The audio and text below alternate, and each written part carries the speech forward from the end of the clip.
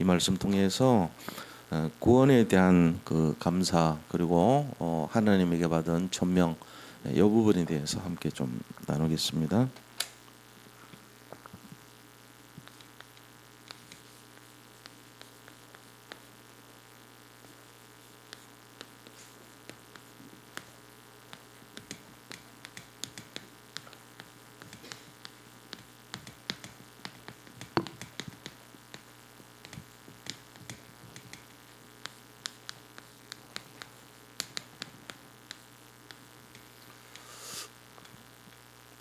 우리가 좀 먼저 생각을 해봐야 될 것은 신앙생활에 대한 것이 어떤 비밀이 있어야 되잖아요. 근데 이번 주 강단 말씀 같이 신앙생활이란 것이 어떻게 보면은 자칫 잘못하면은 이 하나의 행위로 빠질 수 있어요. 그래서 첫째는 이 신앙생활의 가장 중요한 게 믿음인데 자칫하면 행위 중심이 될 수 있어요. 왜냐하면 믿음은 단회적이라고 생각하거든요. 한번 내가 믿었는데 계속 뭘 믿냐 이렇게 생각할 수 있거든요. 근데 그 믿음이 지속되는 거는 자칫하면은 행위를 가지고 증명을 자꾸 하잖아요. 우리가 그러다 보니까 신앙생활은 행위다 이렇게 착각하는 거예요. 아닙니다. 처음부터 끝까지 믿음이에요. 이거를 잘 구분 안 하면은 자꾸 이제 어떤 뭘 이렇게 보여야지 내가 되는 걸로 그렇게 생각해요. 그런 게 아니고 신앙생활은 믿음의 지속이다 그렇게 보시면 되는데, 그럼 이 믿음을 지속하는 데 있어 가지고 열쇠가 뭐냐면은 이제 이게 큰 신앙생활의 큰 테마라면 두 번째는요. 그러면 우리가 다락방을 이해해야 되잖아요. 우리는 천명을 갖고 신앙생활의 가장 중요한 열쇠가 다락방인데, 이 다락방 전도 운동 속에서 다락방이라는 개념이 뭐냐 하는 걸 알고 있어야 돼요. 크게 두 가지 저는 말하고 싶거든요. 하나는 뭐냐면요, 이 다락방은 결국은 살리는 거예요. 살리는 현장을 말하거든요. 우리가 살리는 그 현장인데, 전에 같이 막 이렇게 복음 막 전하면서 살리는 그 전도가 아니고, 다락방 전도는 시스템 전도입니다. 시스템 관계를 형성해서 지속적으로 양육하는 거예요. 이 시스템이란 걸 이해를 못하면은 계속 뭔가를 이렇게 해야 되는 걸로 아는데 그게 아니에요. 제가 이 몸 관리하는 것도 제일 중요한 게 뭐라 그랬어요? 근육이라고 그랬잖아요. 근육은 시스템을 말해요. 이 근육이란 거는 액틴 미오신이라고 하는 단백질로 연결돼 있어요. 그래서 이것들이 이제 액틴하고 미오신이 활동을 하면서 펼쳐졌다가 닫혔다 이러면서 활동을 하면서 여기서 어떤 그 움직이고 막 이런 게 이제 일어난 거잖아요. 그때 관여되는 근육 그 종류가 두 종류란 말이에요. 액틴이라는 근육이 있고 미오신이라는 근육이 있어요. 근데 이 애들이 단백질 형태로 해가지고 이제 되는데 저장은 안 돼요. 우리 몸에 저장은 다른 거는 저장이 다 되거든요. 탄수화물은 저장이 돼서 지방으로 저장이 돼요. 그 피하 지방도 있고 내장 지방도 있고. 내장 지방은 만병의 근원이에요. 피하 지방은 피부를 윤기나게 하고 아름답게 만드는 역할을 하고 보호를 해주기 때문에 여성성을 만들어줍니다. 내장 지방 많이 나온 사람은요 질병의 온상이에요. 그래서 이걸 빼야 돼요. 이걸 뱃살이라고 체지방이라는데, 왜? 저장이 되기 때문에 그래요. 단백질 저장 안 돼요. 없으면은 그걸 녹여서 지가 써버려요. 내 위를 녹여서 쓰고 이 근육을 녹여서 쓴다니까. 얘가 굶으면은 나중에 40일 굶어봐요. 온갖 장기를 다 지가 먹어갖고 치우는 거예요. 그러니까 이 단백질은 계속 공급을 해줘야 돼요. 근데 문제는 뭐냐면은 이 단백질 한 역할이 뭐냐 하는 거잖아요. 그게 바로 난로 역할을 한다니까. 지방을 태워요, 지가. 그러니까 그게 이제 근육이 많이 있는 사람은 이제 평소에 운동을 해서 많이 생겼잖아요. 걷기나 아니면 무슨 이걸 하는 거나 막 푸시업을 하든지 해갖고 근육이 딱 생겨놓으면은 잠잘 때요. 나는 아무것도 안 하고 자는데 그때 태우는 걸 기초 대사량이라 그러거든요. 잠잘 때 보통 60% 타요. 우리 몸에서 먹은 에너지에 60%는 타고 40% 가지고 그 다음날 움직이는데, 아침에 움직이는 거는 밥 먹은 거에서 40%만 남아서 움직이는 거예요. 근데 그거조차 안 움직이면 좀 더 자자, 좀 더 눕자, 좀 더 손을 모으고 누워있자 이러고 있으면은 계속 배는 이제 남산같이 나오게 돼 있어요. 근데 거기다가 여성 호르몬, 남성 호르몬이 테스토스테론, 에스트로겐 이런 것들이 전부 다 뭐냐면은 간에 있는 글리코겐이라는 탄수화물 녹여가지고 힘을 만드는 역할을 해요. 근데 이 아들이 나중에 줄어들고 역할을 안 하면은 근육을 지가 먹어가지고 근육으로 막 녹여서 없애버리고 뱃살은 산없이 늘어나요. 그게 40대 후반부터 50대 초반까지 일어난 현상이에요. 그러니까 이제 어른들이 둥투구리해진 시기가 그때부터라고. 임신성 하는 것도 있지만 이 원리를 이제 알고 근육을 만들어야 되겠구나, 이 시스템을 만들어야 되겠구나. 그럼 시스템에서 뭐 하는데 가만 놔둬도 전도가 돼요. 이 시스템은 다락방이라는 시스템이 되면은 사람들이 와요, 그걸로. 그래서 되어지는 거예요. 교회를 오기 전에 여기저기 근육이 있으면 내가 운동 따로 안 해도 뱃살 줄어들고 근육 늘어나게 돼 있어요. 자꾸만 그래요. 건강하게 됩니다. 그러니까 이런 원리를 가지고 이제 움직이거든요, 저희가. 그럼 뭘 만들어야 돼요? 다락방은 시스템 전도니까 시스템을 만들어야 된다. 시스템이 뭐죠? 근육입니다. 그럼 시스템 만들려면 누가 이걸 만드냐 이거죠? 제자가 만드는 거예요. 제자가. 시스템 전도의 키는 제자입니다. 그래서 절대 제자가 여기서부터 시작이 되는 거예요. 한 명만 있어도 돼요. 그 지역에 한 사람만 제자 딱 있으면요, 시스템이 세워지면서 전도가 되어져 버려요. 이게 이제 다락방 열쇠 운동의 시작이거든요. 근데 이 한 명이 제자 세우는데 시간은 별 중요한 게 아닌데 한 6년 걸려요. 우리가 하는 훈련으로 하면은. 근데 훈련해도 안 된 사람도 많아요. 뭐냐면은 집중의 차이예요. 집중을 진짜 제대로 하고 정말 믿으면 행위가 아니고 6년이 행위가 아니고 믿음의 6년이 되면 진짜로 제자 돼버립니다. 왜? 그만큼 이제 복음의 깊이로 들어간다는 얘기거든요. 그럼 이때 우리가 다락방 운동의 키가 뭐냐면요, 첫째는요, 운명을 바꿔주는 거예요. 운명에서 벗어나게 만들어주는 메이커 역할을 해요. 이 사람이 운명은 바뀐 게 아니고 운명이 벗어난 사람인데 다락방 열쇠가 운명을 자꾸 바꿔주는 역할을 하는 사람이에요. 이게 이제 다락방 메이커라고 그래. 이런 사람을 다락방을 자꾸 생산할 수 있는 사람.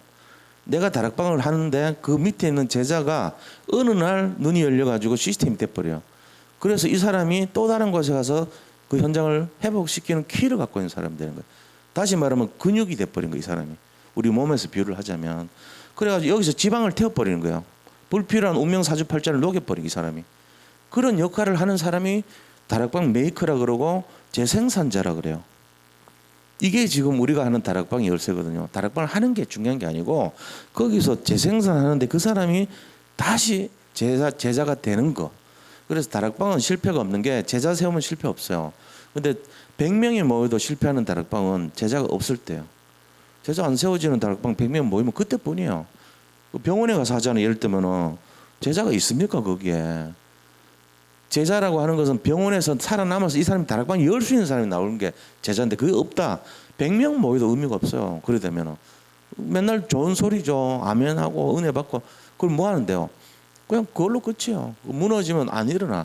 근데 거기서 내가 이게 지금 뭔가 있다 이거. 그래서 결론을 내버려요. 이거 해야 되겠다 내가. 그래서 계속 따라붙고 계속 자기도 해야 되겠다고 다른 데 가서 또 다락방 또 열고 하고 제자 세우면 그거는 제대로 된 다락방이, 무너진 다락방이 아니고 문 닫힌 다락방이 아니고 이 기회를 하다가 잊어버린다는 사람들이. 이 원리를 늘 잡고 있어야 돼요. 평생. 지금 우리 교회가 지금 이거 준비하고 있는 거잖아요. 내가 그걸 어떻게 지금 무너지는 다락방도 내가 못하는데 시간표 되면 다 하게 돼 있어요. 두 번째, 운명에서 벗어나게 하는 거. 두 번째 키가 뭐냐? 다락방이라는 게 이해를 해야 돼요. 다락방이 뭐냐? 그리스도 말고 다 없애는 게 다락방입니다. 이거 이해하시면 돼요. 그리스도 빼고 나머지는 없애는 거. 그리스도만 남기는 거. 이게 다락방 운동의 키예요. 그러니까 내가 다락방 하는데 뭘 하지? 메시지 뭘 하지? 고민하면 안 돼요. 이 사람에게 그리스도라는 이 복음만 남기고 나머지 거 다 무너뜨려 주는 게 다락방이에요. 핵심 키가. 어떤 메시지를 해도 상관없어요. 그냥 아무가 아니고 어떤 메시지 있잖아요. 우리가 하는 그 수많은 메시지 흐름 중에 어떤 장을 딱 잡으면 그 속에서 복음을 딱 찾아내가지고 복음 선포해주고 나머지 거 없애는 게 다락방입니다. 그러면 그 사람 살아나요. 근데 이 지혜가 좀 있어야 되거든요. 영적 지혜가. 이거 지혜 있는 사람은요, 이 사람이 정말로 복음만 남기고 나머지 없앤 게 뭔가를 가르쳐 줍니다. 제일 중요한 게 뭐죠? 네 중심 버려라. 대부분 99.9%가 지 중심이에요.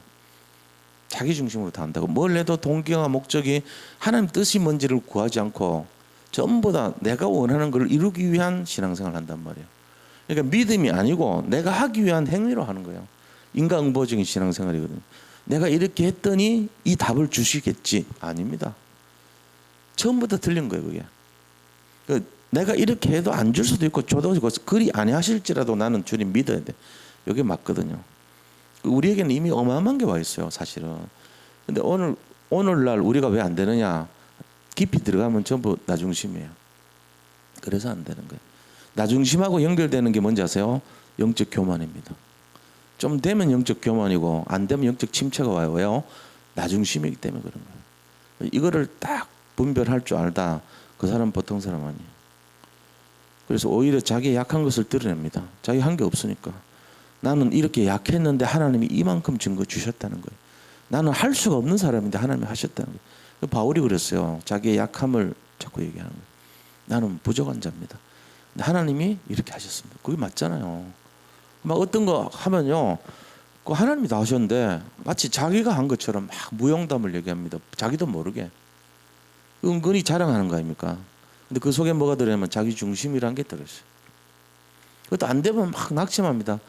내가 오늘 수요 예배 때 메시지 할 때 이거를 했어야 되는데 오늘은 끝내주게 했다. 내가 오늘은 잘못했다. 죽 썼다.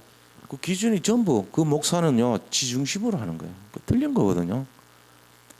내가 죽 썼다 할 때 은혜 받은 사람이 있어요. 내가 잘했다 했을 때 시험 든 사람이 있어요. 상대적인 거예요. 왜? 성령이 역사하는데 내가 끼면 안 돼요. 우리는 거기 관여하면 안 돼. 근데 착각 많이 합니다. 저도 많이 합니다. 대부분 목사들요 굉장히 지중심입니다. 저를 비롯해서 다 그래요. 근데 이게 점점 깨어지면서 그리스도만 남는 거, 이게 될 때 진짜가 되는 거. 이때 성도들이요 정말로 아멘합니다. 우리 교회는 이제 워낙 감동으로 하니까 소리를 안 내서 그런데 좀 덜 된 사람들 많이 모인 교회 가면은 아멘 합니다. 사실은 아멘이 많아야 돼요. 교회가 아멘이 죽었다 이거는 제가 볼 때는 아멘 하는 것만큼 은혜 받는다 그러면 어떻게 할까? 우리가 행위로 아멘 하는 게 아니고 믿음으로 아멘 해야 돼. 믿으시 바랍니다. 네, 아멘을 많이 해야 돼. 자꾸 교회가 살아나려면 아멘 해야지. 그러니까 우리가 이런 내용들을 원리를 알고 다락방 하셔야 돼요. 앞으로 다락방이 뭐지? 난 말씀할 줄도 모르는데. 그게 아니고 다락방은 제자입니다. 중심이. 다락방은 시스템 전도입니다. 다락방은 운명을 바꿔주는 겁니다. 다락방은 그리스도만 남기는 겁니다. 간단하잖아요. 다락방 뭔지 딱 잡혔죠. 이거 딱 한번 알아들으면요 금방 다 해요. 교제가 뭐가 어떻게 방법이 아무 소용없어요. 그런 거. 이 중심이 딱 되면 돼. 그래서 제일 중요한 열쇠가 뭐냐? 믿음이 아니고 행위입니다. 이러면 안 되지. 행위가 아니고 믿음입니다. 그래도 가만히 있지 좀. 행위가 아니고 믿음이라니까. 자, 그러면은 알아야 될 게 다락방이 뭐냐? 요 두 가지만 알아도 신앙생활은 중요한 거예요. 키예요. 그 다음에 우리가 해야 될 게 뭡니까? 세 번째는 이걸 하기 위해서 키가 있어요. 그게 뭐냐? 하나님 앞에 힘을 얻어야 돼. 힘을 얻는 방법을 알아야 돼. 힘 없는 힘. 이게 힘 없는 게 기도잖아요. 기도. 그죠? 힘을 얻어야 무슨 힘이죠? 신분이라는 힘과 건세라는 힘이에요. 우리가 가진 이 힘 있잖아요. 그게 나의 신분과 건세를 가지고 사람들을 해방시켜주고 그 다음에 그리스도를 선포하고 이렇게 되잖아요. 흑암을 결박하고. 그게 이제 힘을 얻어야 되는데 그 힘의 비밀이 어떤 거냐? 힘의 비밀을 알려면은 7가지를 알고 있어야 돼요. 그게 트리니티. 여기다 쓸게요. 자, 7가지 키가 있어요. 첫 번째 트리니티. 이 트리니티란 게 뭡니까? 삼위일체를 말해요. 삼위일체래요. 트리니티, 삼위일체. 성부 하나님, 성자 그리스도, 성령 하나님 세 분을 트리니티라고 그래요. 이 트리니티를 알고 있어야 되죠. 그 다음에 뭘 알아야 돼요? 이 영적 세계에 대한 비밀을 알고 있어야 돼. 내가 기도를 한다는 거는 난 영적 세계에 대해서 내가 알고 있다 이런 말이거든. 이거 안 믿으면은 기도 안 하죠. 이걸 다른 말로 하면은 138이라. 여기서 시작하는 거예요. 힘을 얻어야지 이거 할 거 아닙니까? 신앙생활 믿음으로 승리하고 다락방에서 살리고 시스템 전도할 수 있고 제자 세울 수 있고 운명 바꿀 수 있고 그리고 거기서 그리스도만 남기고 다른 거 다 버릴 수 있도록 하는 거.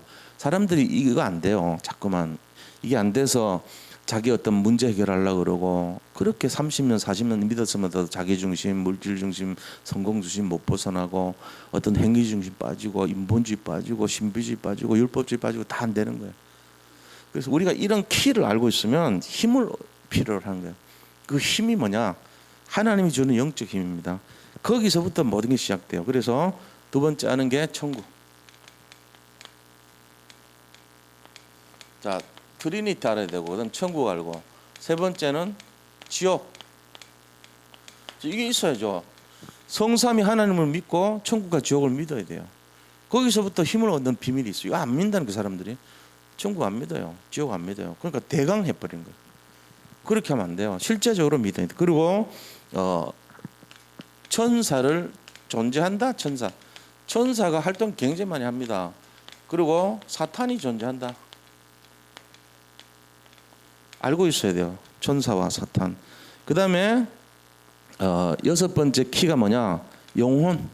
우리의 영혼이 실제적으로 존재하고 있다. 근데 이 영혼은 뭐가 중요하냐? 영혼의 열쇠에서 가장 중요한 거 영적인 상태다. 그 사람의 영적 상태 이게 가장 중요한 열쇠예요. 그리고 교회 플랫폼이라 그러죠. 천국 모형 교회를 알고 있어야 돼. 교회가 뭔지. 자, 이 일곱 가지를 통해서 우리가 영적인 힘을 얻을 수 있도록 해야 된다는 거죠. 그게 기도 생활이에요, 사실은. 기도를 내가 안 하고 있다. 난 기도 뭔지 모르겠다. 이런 사람은 사실은 그 영적 상태가 들어보긴 들어봤는데 메말라 있단 말이에요. 그러니까 메말르니까 쭈글쭈글해 있죠. 힘이 없어요. 일단 힘이 없으니까 뭐가 없어요? 응답이 없어요. 그래서 요 간단하지만 신앙생활 요 내용에 대해 가지고 잘 알아야 돼요. 자, 믿음은 뭡니까? 믿음은 예수가 그리스도란 걸 믿잖아요. 그리고는 하나님의 뜻이 뭔가를 믿는 거예요. 우리가 여기서부터 시작하는 거예요. 내 뜻이 아니고 하나님 뜻을 이루는 것이 신앙생활이에요. 그런데 그걸 어떻게 하냐? 다락방이라는 살리는 현장이 있어야 돼. 이게 천명이에요, 말하자면. 근데 그 천명에서는 뜻이 뭐냐? 이게 다른 게 아니고 전도란 말이에요. 시스템 전도를 말하고 사람을 살리는 걸 말해요. 제자를 찾기 위해서. 그래서 제자는 만들어진 게 아닙니다. 찾는 거예요. 제자가 딱 나오면 그 사람이 운명이 바뀌어요. 그러고는 그 사람이 그리스도만 남기고 다른 거 다 없애버리는 사람으로 세워지는 거예요. 그게 바울 같은 사람이에요. 자, 그러면서 그 사람에게 하는 힘을 주십니다. 힘의 근원은 어디서 나오냐? 이 내용 속에서 나옵니다. 138에서부터 시작. 그리고 천국을 알고 지옥을 알아요. 천사 활동을 알고 사탄을 알고 있어요. 그 다음에 영혼을 알고 있고요. 그래서 영혼의 영적 상태가 중요하다는 것을 알고 있습니다. 그리고 마지막으로 교회를 알고 있는 거예요. 교회를 위해서 중심을 들이고 하는 거예요. 그래서 여러분 원리를 알고 계셔야지 여기서부터 신분 건세라는 힘이 나오는 거예요. 이걸로 잘 승리하시기 바랍니다. 그럼 오늘은 구원에 대한 감사와 천명이라고 돼 있잖아요. 자, 이 구원에 대한 감사와 천명이 우리 이사야서 1장에서 12장까지의 말씀의 성취에 대한 감사가 13장입니다. 1장에서 12장까지에 대한 성취의 감사가 이거예요. 자, 그럼 첫 번째는 구원에 대한 감사 부분이죠. 우리가 뭘 감사를 해야 되냐? 자, 구원에 대한 감사.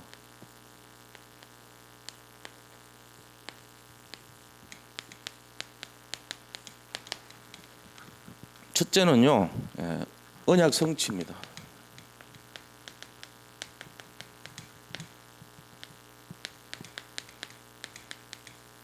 지금 이사야서 1장부터 12장까지 계속 언약을 얘기했어요. 우리가 거기 중에 남은 자가 있다, 거루턱이 있다, 이거부터 그죠? 거기 중요한 언약이잖아요. 렘넌트에 대한 언약을 얘기했고 포로된 자들에게서 돌아올 것이다 얘기했잖아요. 그동안 이스라엘 침공했던 왕들 그죠? 쭉 얘기했죠. 예를 들면은 그 무르닥 발라단이 와가지고 구경하고 느부갓네살이 와서 쳐들어갔고, 그 다음에 바론 느고가 그죠? 에집트에서 와가지고 쳐들어오고, 그 다음에 또 남한국에 있는 아하스 왕이 원병을 요청을 해가지고 이제 또 거기서 와가지고 포로로 막 도와달라 했는 놈들이 오히려 포로로 잡아가 버렸어. 30만 명 데려가고, 또 그다음에 주변에 계속 이 에살 하돈 같은 사람들이 사내립이 쳐들어오고, 그 아들 에살 하돈이 쳐들어오고, 원병으로 들어온 그게 또 와가지고 막 이스라엘 난리를 막 풍지 박살을 만들어 버리고, 막 이런 여러 가지 그 이스라엘 주변에 보면은 에돔이 쳐들어오고, 모압이 쳐들어오고, 암몬이 쳐들어오고, 그다음에 블레셋이 쳐들어오고, 양사방에서 난리가 난 거예요, 전부 다. 이제 거기에 포로로 막 잡혀간 사람이 있을 거 아닙니까? 그 사람들이 남은 자가 돼서 어떻게 해요? 돌아온다는 거예요. 그게 1장에서 12장까지 예언이었어요. 거기에 대한 감사예요. 우리가 구원받은 것이 그런 어마어마한 상황 속에서 구원받았다, 이 얘기거든요. 여기에 대한 감사를 말합니다. 그래서 오늘 보니까요, 언약 성취에 대한 건데, 오히려 남은 자의 귀환입니다. 전 세계로 잡혀갔던 그 남은 자들이 다시 돌아온다는 거야 돼요. 이 부분에 대해 가지고 1절에서 3절까지 보세요. 그날에 너가 말하기를 여호와여 주께서 전에는 내게 노하였사오나 다 포로되고 속국되고 침략하셨으니까 노한 거 아닙니까? 그죠? 이제는 주의 진노가 돌아섰고 또 주께서 나를 안위하시오니 내가 주께 감사하겠나이다 할 것이니라. 전에는 막 너무 힘든 거, 우리 인생으로 표현하자면은 여러 가지 핍박과 환난과 고난과 절망과 좌절과 문제와 이런 거를 말해요. 그게 블레셋이고 그게 다른 어떤 그런 모습들이란 말이에요. 열강, 이 이집 애굽에서부터 해가지고 시작해가지고 주변에 바벨론, 그리고 블레셋, 그다음 저 위에는 아수르, 이런 나라들 강대국뿐만 아니라 암몬, 모압, 에돔 전부 다 이스라엘을 공격했던 나라들이란 말이에요. 이것들이 환난이고 핍박이고 곤란이고 어려움이고 좌절이고 절망, 이런 내용들이야. 걔들이 공격을 해가지고 힘들었는데 이제는 하나님이 우리를 돌이켜서 회복시켰다. 그 회복이 누구를 통해서냐? 남은 자의 귀환. 이게 중요합니다. 지금 전 세계가 지금 이런 상황인데 남은 자를 살려서 돌아오게 한 게 어디죠? 지금 우리예요. 여기 있는 분들이 남은 자의 귀한 자들이에요. 남은 자가 와서 뭘 하라고요? 이거 감당하라고. 1000명. 지금 그 메시지 12장. 그래서 짧지만 이 속에 두 가지 의미가 숨어 있는 거예요. 하나는 찬양, 하나는 사명, 이거예요 지금. 그래서 1절에서 3절은 찬양입니다. 그죠? 찬양이 하는 거예요. 하나님께서 성취된 말씀 성취.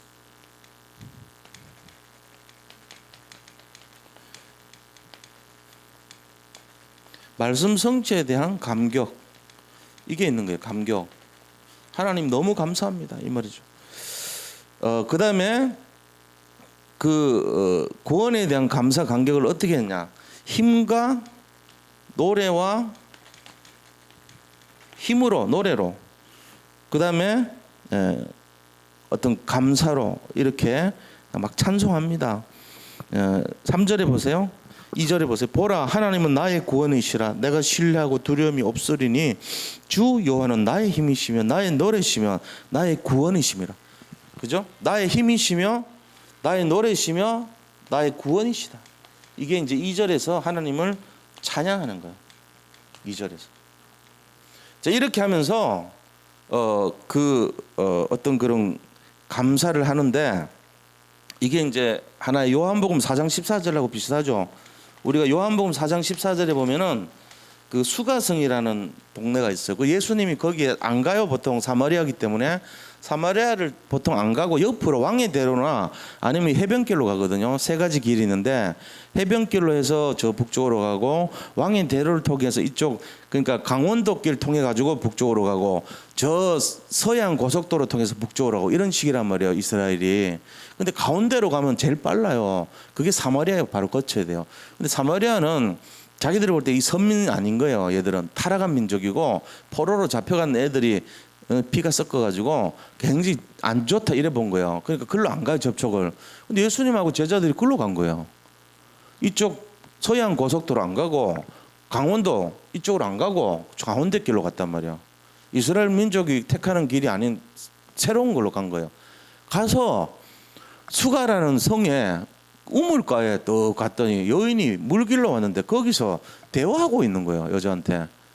야, 네가 뭐 어떠냐? 그러니까 물 달라 그러니까 물을 이렇게 주고 한데 이 보통 유다 사람들은 사마리아 여인에게 말 안 하는데 왜 나한테 말합니까? 이제 물었어요. 물으니까 네가 내가 누군지 알았더라면은 영원히 목마르지 않는 샘물을 내가 줄 것인데 네가 내가 누군지 알았다면은 그런 말을 안 할 거다. 막 이렇게 얘기하고 막 그러잖아요. 그러니까는 그 생수를 주시옵소서. 이러니까 갑자기 예수님이 네가 이 남편이 없구나 이렇게요. 그리고 5명이 있지만 지금 6번째 남편도 네 남편 아니구나 이렇게 말한 거예요. 그 자기를 너무 잘 알거든.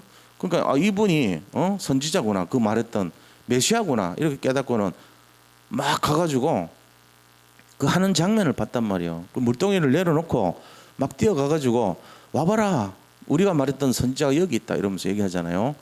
그 장면을 사람들이 와서 본 거예요. 빌립과 그 밑에 있는 사람들이 음식 구하러 갔다가 돌아와 보니까 사마리아 여자하고 말하고 있거든. 이 어쩐 일인가 하고 물어봤단 말이에요. 자, 그 상황 속에서 요한복음 4장 14절에 예수님께서 그 여인에게 하는 말을 우리가 한번 알아볼 필요가 있어요. 네가 나를 알았더라면 이 말 아닙니까? 그죠? 그래서 이 14절에 수가성 여인에게 하신 말씀이 내가 주는 물은 주를 먹는 자는 영원히 목마르지 아니하리니 나의 주는 물은 그 속에서 영생하도록 솟아나는 샘물이 되리라. 이렇게 말씀하셨어요. 영생하도록 솟아나는 샘물이다. 자, 지금 말씀이 성취됐는데 뭘로요? 힘과 노래와 구원으로 찬양을 했어 하나님 앞에. 그럼 뭘 주신 겁니까? 우리에게 생명을 주신 거예요. 거기에 대한 감사란 말이에요. 이 수가성 여인, 아무도 상대하지 않은 그 여인에게 내가 주는 물을 먹으면 네가 영원히 목마르지 않을 것이다. 이렇게 얘기하는 그 목마르지 않은 생수, 그게 바로 그리스도의 능력입니다. 그리스도라는 생명이란 말이에요. 그것만 가지면 다 끝나는 거예요. 그리스도만 남기고 다 없애도록 하는 것이 다락방이듯이 그걸 잡은 사람이 제자예요. 제자가 뭐냐? 운명 사주팔자에 걸렸던 사람인데 이 그리스도만 남기고 다른 거 다 없애가지고 자기 중심에서 하는 원하는 뜻 중심으로 바뀐 사람이 제자입니다. 그 사람이 하는 거를 우리가 계속 세우는 거를 그 시스템 세우는 거를 다락방이라고 하는 거예요. 근데 지금 우리가 몇십 년 됐지만 다락방 지금 하는 사람이 많지 않단 말이에요. 우리 교회 16명이에요. 근데 이번에 늘어가지고 20명에 다락방이라고 되는 거 110군데에서 지금 120군데 됐어. 집중을 하고 나서 조금 늘은 거예요. 120군데 다락방인데 실제로는 그 중에 진짜 다락방 한 2-3개 있어요. 그리고 나머지는 118개는 팀 사역 수준이라. 개인 양육, 다시 말하면. 다락방 아니에요. 정확하게 얘기하면 우리 교회 다락방 별로 없어요. 1:1 양육은 개인 양육이에요. 다락방이라고 하면 안 돼요. 팀 사역하는 수준이에요. 그럼 1:1로 하는 건 뭐냐? 1:1 양육이에요. 엄격하게 얘기하면. 다락방이라고 말할 때는 최소 6명 이상 정도 되는 인원인데 EBS 갖추고 TBS 있고 그 정도 되는 계층별까지 나중에 발전할 수 있는 그걸 다락방이라 그래요. 그러니까 실제적으로 다락방 도전하셔야 돼요. 숫자로는 120군데인데 이게 지금 어떻게 보면은 너무 허술한 다락방이라. 제가 보는 관점에 내가 이거 모르면 안 되거든. 이런 개념을 알고 있어야 된다고. 어쨌든 숫자는 그래요. 26명이 뛰고 있어요. 그중에 교육자 합쳐 저를 포함해서 7명이 뛰고 19명의 사람들이 현장을 뛰고 있습니다. 저는 다 보고 지금 캐치하고 있잖아요. 그분들 중심으로 이 교회가 살아날 겁니다. 안 되는 분들은 어떡하냐? 안 되는 분들은 기도해주고 같이 힘 세우고 이래 하면 돼요. 뭐 우리가 천국은 쓰레기통이 없어요. 버릴 곳이 없어. 다 쓰임 받아요. 어쨌든 그런 걸 아시고 하시라고요. 그래서 이런 내용들을 이해하고 지금 이 내용이 성취되어 가고 있다는 거예요. 그 현장이. 그렇다면은 이제 이런 상황 속에서 우리가 구원에 대한 감사를 가지고 해야 될 내용이 뭐냐? 여기서 받을 하나의 주제가 있잖아요. 그게 뭐죠?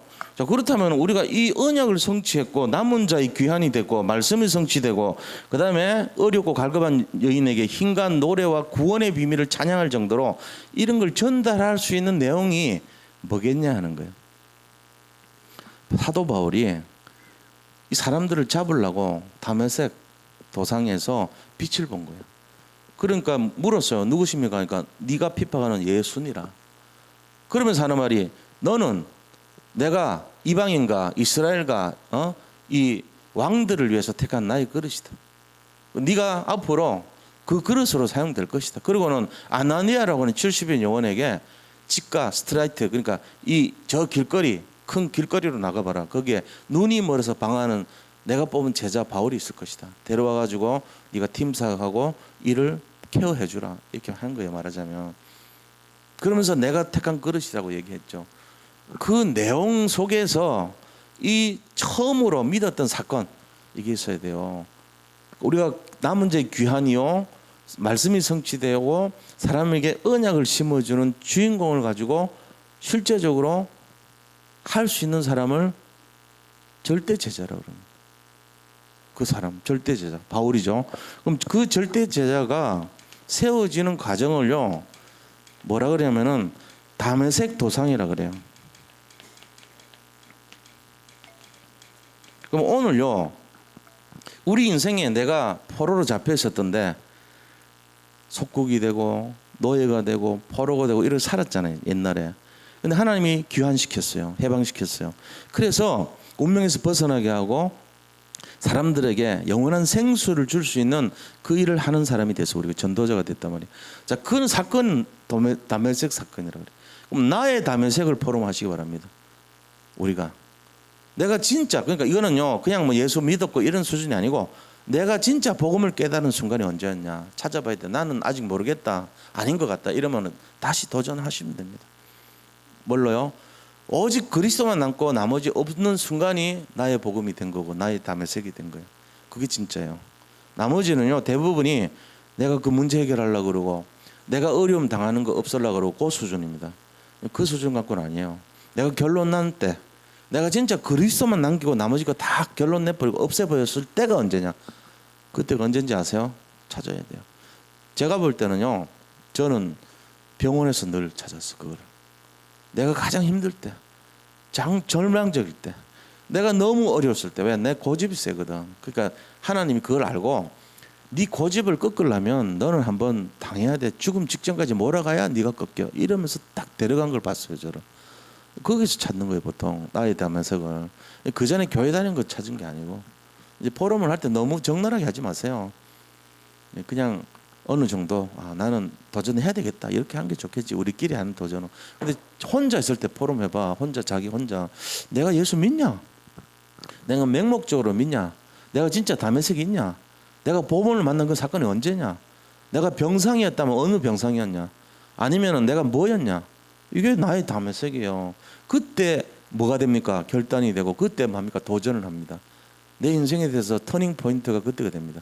그래서 전에는 안 했던 거 다시 합니다. 새롭게 합니다. 그게 이유가 뭔지 아세요? 하나님 나를 사랑한다는 거예요. 그래가지고 처절하게 고난 당하게 합니다. 처절하게 힘들게 합니다. 근데 거기서 딱 잡는 게 야복강 사건이에요. 그게 나의 다메섹 사건이에요.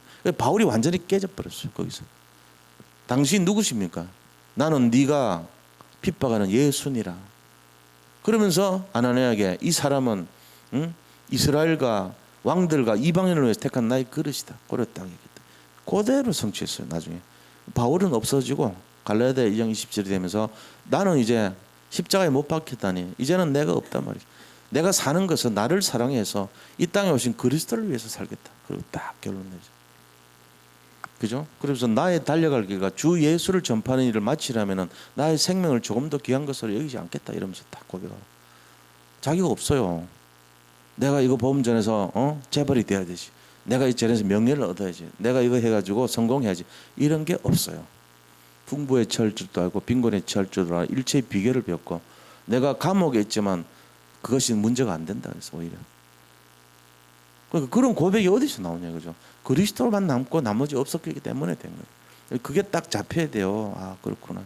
자, 이게 구원에 대한 감사의 내용입니다. 그럼 두 번째요. 그럼 여기서 우리가 뭘 해야 되냐, 그죠? 1000명을 잡아야 돼요. 이거 통해 가지고 1000명 잡은 삶.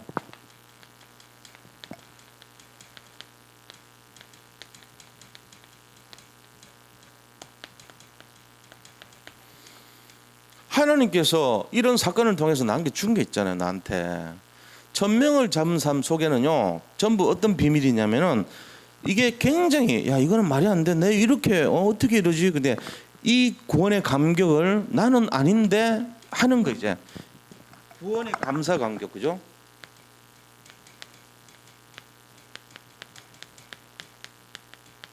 이거를요 전하는 삶이에요. 이게 천명이에요. 이게 4절에서 6절에 나와요. 그러니까 앞에 1, 2, 3절은 구원에 대한 감사로 꽉 돼 있고요.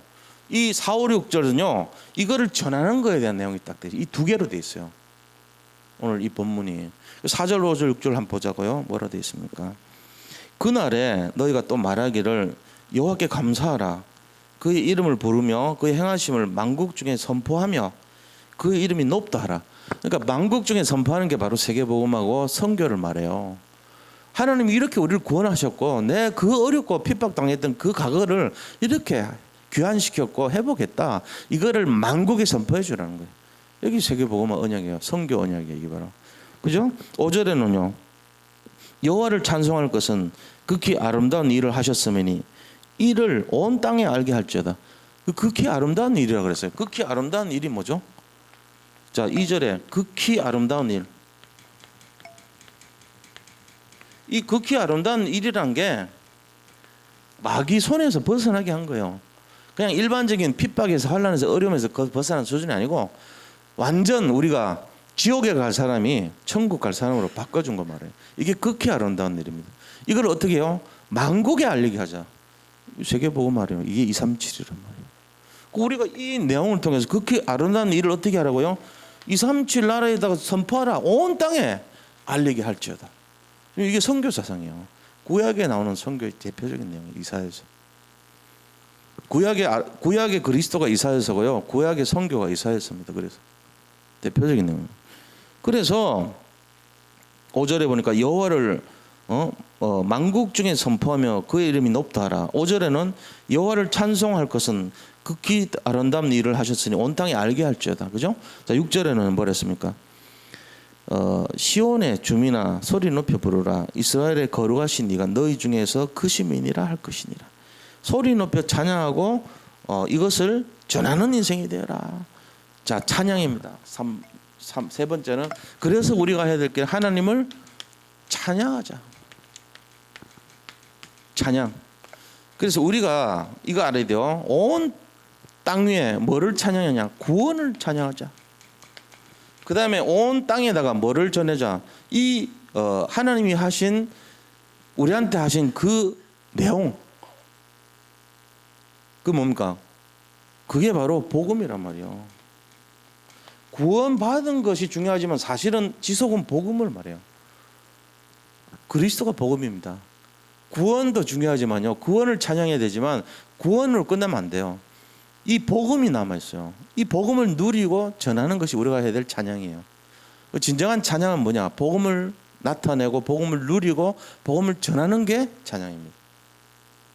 이런 내용을 잘 알아야 돼요. 그래서 우리가 이걸 통해서 찬양의 진짜 의미를 알아야 돼요. 찬양. 이번에 이제 우리가 찬양 경연대회를 했습니다. 처음에는 이제 워낙에 이 시작이 어떻게 되냐면은 우리 교회가 원래 8월 15일 중심으로 전으로 해가지고 8월 14부터 15일 뭐 16일 해가지고 정교인 수련회를 갔어요. 근데 나중에 보니까 어른들은 별로 안 오고 애들만 많이 오고 이렇게 돼서 매년 한 500 정도 오히려 손실이 되고 안 좋아. 그리고 중간에 길에서 하루가 잡혀. 그래가지고 이제 이거를 잠정적으로 이렇게 갖고는 안 되겠다 해가지고 중단을 했습니다. 그러면 영적인 부분이 서로가 이렇게 뭐가 좀 필요한 게 결핍이 되잖아요. 그래가지고 체육 대회를 하나 했어요. 봄이나 이럴 때. 근데 체육 대회를 이제 그동안 좋게 했죠.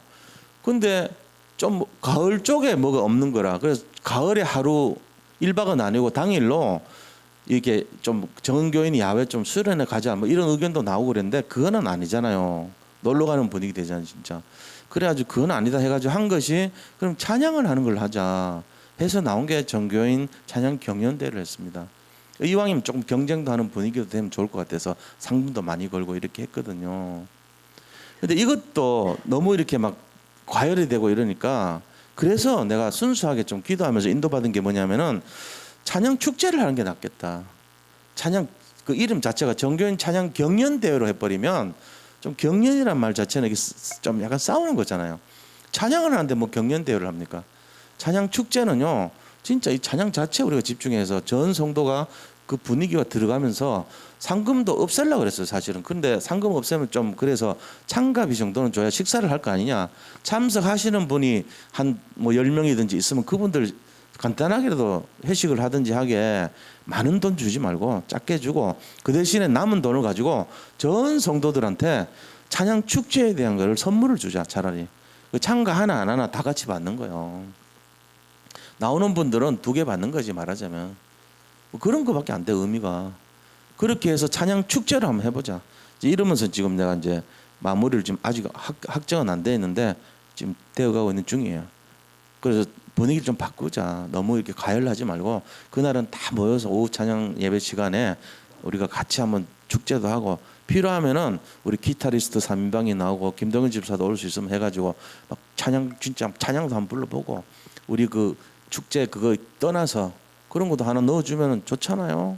오후 찬양 예배 시간에 먼저 막 전부 음악을 하고는 그 다음에 순서대로 나와서 그동안 준비했던 좀 수월한 한 곡만 나오고 막 경연대회가 아니니까 심사도 하는 게 아니에요. 그런 거 다 버리고 그냥 나와서 우리 이제 임의업 나와서 안내는 해야 분위기 살리니까 그건 하고 그러면 좋을 거 아니야. 그래서 내가 이 찬양의 의미가 너무 좋다는 거지. 이거 하자는 거예요. 하나님 우리한테 대한 감사가 우리는 좀 남달라야 된단 말이에요. 다락방에 오는 사람들은 정말 이 시대 0.1% 맞습니다. 나는 뭐 안 되는데 그거는 세상 기준으로 자꾸 판단하지 마세요. 하나님 우리를 얼마나 귀하게 본지 아세요? 진짜 우리 한 명 한 명에 대한 하나님의 이 계획의 인생 스토리가 너무너무 귀하게 돼 있습니다. 근데 우리는 모르고 자기 자존심도 없고 자긍심도 없고 자부심도 없고 맨날 자기 자신에 대한 어떤 그런 뭐랄까 자기가 자기를 인정을 안 해요. 그러니까는 비참하게 생각하고 사는 거라 맨날. 그러지 마세요, 제발. 우리만큼 당당하게 살아야 될 사람이 없어요. 교만하라는 얘기가 아니고 빠져나온 사람이에요. 그것도 하나님이 확실하게 복음 줬어요. 이 복음 구원 받았죠. 복음 받았죠. 찬송할 일만 남아있다고 이제. 그걸 안 하면 안 되지. 자, 결론을 말씀드립니다. 결론. 그래서 뭘 해야 되냐? 우리가 어떤 사람이냐? 우리는 이 시대에